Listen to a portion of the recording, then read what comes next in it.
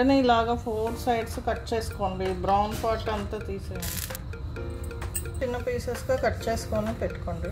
బ్రెడ్ని ఇలా రోల్ చేసుకోండి. బాగా ఇలా చేయండి. ఇలా రోల్ చేయాలి. బ్రెడ్ ఊడిపోకుండా కొంచెం వాటర్ అప్లై చేయండి. ఏం ప్రాబ్లం లేదు. ఇలా ఫోల్డ్ చేయండి దీన్ని.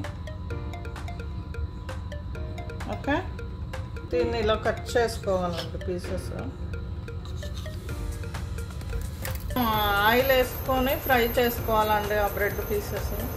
కట్ చేసి పెట్టుకొని ఫ్రై చేసుకోవాలండి. ఒకటి గోల్డెన్ బ్రౌన్ వచ్చే వరకు వేయించుకోవాలండి.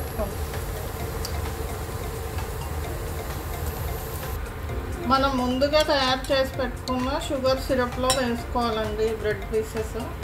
చక్కగా గోల్డెన్ బ్రౌన్ కలర్ వచ్చాయి రింగ్స్.